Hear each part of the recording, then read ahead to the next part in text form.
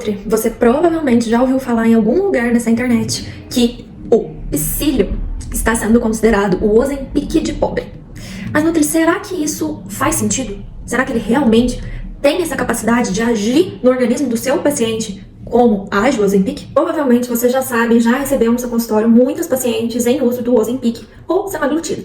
Essa é uma medicação que está sendo muito utilizada para pacientes com sobrepeso e obesidade, visando a perda de peso, mas a gente sabe que a recomendação dela é para pacientes com diabetes tipo 2. Essa medicação é um análogo do GLP-1, ou seja, ele é similar ao GLP-1, que é um peptídeo produzido pelo nosso próprio organismo, produzido lá no intestino e também no cérebro. E tem diversas atuações no nosso organismo, como controle de liberação de insulina, glucagon, funcionamento de células beta-pancreáticas, sensação de fome e saciedade, além de motilidade do trato gastrointestinal. Porém, o GLP-1 naturalmente produzido pelo nosso organismo, ele tem uma meia-vida muito curta, uma atuação de aproximadamente 1 a 2 minutos. Isso porque lá na borda e escova dos enterócitos, a gente tem uma enzima chamada DPP4.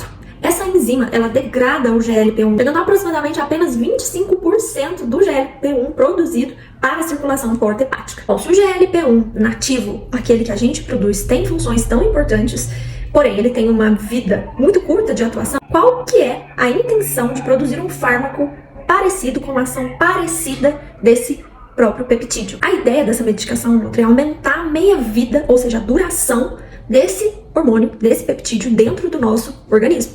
Ou seja, é por isso, através de modificações dos aminoácidos, é por isso que esse medicamento ele precisa ser tomado apenas uma vez na semana, tendo uma meia-vida de 160 horas. Além disso, foram feitas algumas modificações na estrutura desse GLP-1, para não ser exatamente aquele que a gente produz, para que ele tenha uma menor depuração renal, ou seja, ele aliado à albumina não é excretado via renal tão facilmente. Além disso, ele não é reconhecido tão facilmente pela DPP4, fazendo então com que ela não degrade esse GLP-1 análogo ao natural. Além disso, também tem modificações para que ele seja liberado de forma lenta a partir do momento da aplicação. Assim, essa medicação vai atuar nos receptores do GLP-1, então sendo capaz de aumentar a sensação de saciedade desse paciente, reduzir a sensação de fome, retardar o esvaziamento gástrico, ou seja, fazer com que esse paciente tenha uma maior sensação de plenitude, de saciedade por mais tempo. Ele também é capaz de diminuir a secreção do ácido gástrico, ou seja, fazendo uma digestão mais lenta quando esse paciente se alimentar, além de aumentar a produção e liberação de insulina, diminuir a produção e liberação de glucagon e também aumentar a capacidade funcional das células beta-pancreáticas. Então, Nutri, se o paciente perder peso com o uso dessa medicação, é por causa desta ação anorexígena desse medicamento. De fato, ele não vai estar se alimentando. E a gente sabe de toda essa atuação do medicamento e a gente sabe também que podem ter alguns efeitos colaterais.